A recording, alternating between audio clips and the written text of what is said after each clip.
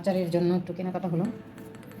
জলপাইয়ের আচার দেওয়ার চেষ্টা করবো, জানি না কতটুকু পাবো। এই যে দেখুন ভিনেগার, এই ভিনেগারটা নতুন দেখলাম, সুন্দর ভিনেগারটা। দেখুন এটার দামটা কিন্তু বেশি না, প্রাইসটা কমই, ৫৫ টাকা। দেখছেন ক্যান্টন, আচ্ছা যাই হোক ক্যান্টন ভিনেগার। ভিনেগারটা আমার মনে হইতেছে ভালোই হবে, যেহেতু নতুন। প্যাকেজিংটা খুব সুন্দর, ভালো লাগছে বোতলটা। ৫৫০ মিলিগ্রাম ওয়াটার এটার মধ্যে। জলপাই আচার দিব, আর চিনি আছে, পাঁচফোড়ন টড়ন সব কিছু দিয়ে তারপর বানাবো। এটা প্রাথমিকভাবে আর কি। তো যাই হোক আজকে জলপাই আচার বানাবো। এই যে তেল দিয়ে দিলাম, বেশ ভালো পরিমাণে তেল দিলাম, ১.৫ কেজি জলপাই এই জন্য। আর এখন এই যে দেখুন কী আছে একটু করে, হলুদ, মরিচ, আদা রসুন বাটা আর সামান্য পরিমাণ লবণ। এগুলো এখন জলপাইটা দেওয়ার পর তেলটা বড় হয়ে আসলে দিয়ে দেবো মশলাগুলো। তারপর দেবো পাঁচফোড়ন, পাঁচফোড়নটা আমি পাউডার করে রাখছি। তারপর চিনি আছে, তারপরে যে ভিনেগার। তো জলপাই আচার বানাবো আজকে মিশন। আজকের মিশন হচ্ছে জলপাই আচার। তখন দেখুন এই দেখুন বিসমিল্লাহির রহমানির রহিম। আমি কিন্তু এখনও কোনো মশলা দিইনি, এক এক করে সব মশলা দিয়ে দিলাম। তেলটা গরম করে তেলের মধ্যে দিয়ে দিচ্ছি।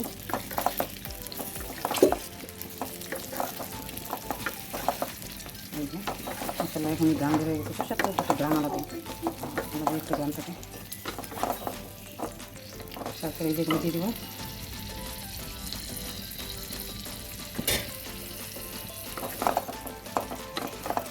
তারপর দেবো পাঁচফোড়ন, বেশি না বলুন ওই ১.৫ কেজি মতো। তারপরে চিনি দেবো, পাঁচফোড়নটা দেবো, চিনিটা দিব, ভিনেগার দেবো। এই যে দেখুন আমি মধ্যে এখন পাঁচফোড়নটা দিয়ে দেবো, এখন একটু অর্ধেক দিয়ে দেবো, কারণ পাঁচফোড়নের ঘ্রাণটাই বেশি ভালো লাগে আচার মধ্যে। এই যে দিয়ে দিলাম, একটু কম দিয়ে কম বেশি মানে বেশি তো হয়নি, কম হলে আবার একটু পরে দিয়ে দেবো। দেখুন আমি কিন্তু জলপাইটা সিদ্ধ করে নিই, আমি এইভাবে করে কাঁচা জলপাই রান্না করি, সিদ্ধ করি। সিদ্ধ করে ভালো লাগে না, ছোটো ছোটো সিদ্ধ করে আবার দিন, এটাই নরম হয়ে যাবে বলতে বলতে। এটাই ভাজা ভাজা হতে হতে নরম হয়ে যাবে। যেটা এখন কিছুক্ষণ পরে একটু হয়ে আসলে তারপর আমি চিনি দিই, চিনি কিন্তু এখন দিইনি। টক মিষ্টি জলপাই হবে। রেসিপিটা দেখবেন একদম সহজ। কী জানি অনেকে এই ইসে আটায় খুব কষ্টের মনে করেন, আমার তো সহজই লাগে। আসলে আয়োজনটা একটু কষ্টের, আয়োজন করে নিতে আর অনেক খরচ, অনেক টাকার ব্যাপার সেটা, অনেক খরচ। তো পাশে থাকুন। তো এখন এই যে ভিনেগার দিয়ে দিব, ভিনেগারটা আমি দিচ্ছি। যাই হোক যেহেতু পানি এখানে একটু হালকা দেখছেন।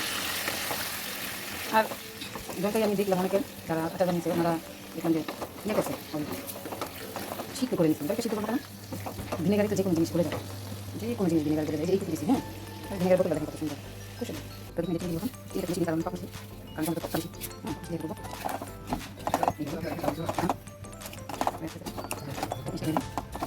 এখন চিনি কষ্ট করতে আমি তো বাগনা চাই নিয়ে নিয়ে এটা নিয়ে কিছু সুন্দর আমি আর কোন কাজ করে পেস্ট আসলে দেখি আমরা কি চিনি কি আরে আমি লোক এই এই দিকে না দিকে ভিনেগার দিয়ে কিছু করে না তো বলে দিন এই চিনি না তো কোন কোন ভাবে মনে দিতে পারছি পেট না চিনি এই দেখুন পানি ছেড়ে দিতে চিনি থেকে অলরেডি আচ্ছা হয়ে আসছে।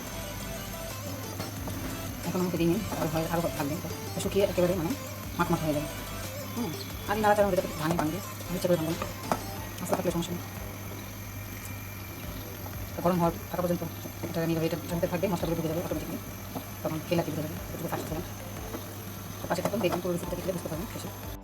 তো এই যে হয়ে গেল আচার। এখন এটা কিছু খাবো, তারপর খাওয়ার পর বইমে যতটুকু থাকে অবশিষ্ট রেখে দেবো।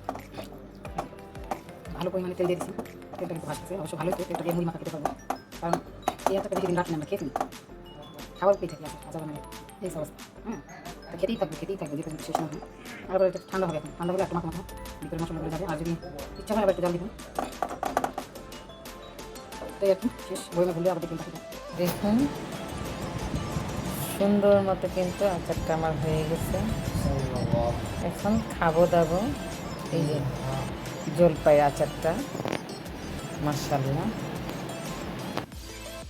তো এই যে আমার আচার, আমার কিন্তু এই আচারের রেসিপিটা দেওয়া আছে বড় ভিডিওটা, আপনারা দেখে নেবেন প্লিজ।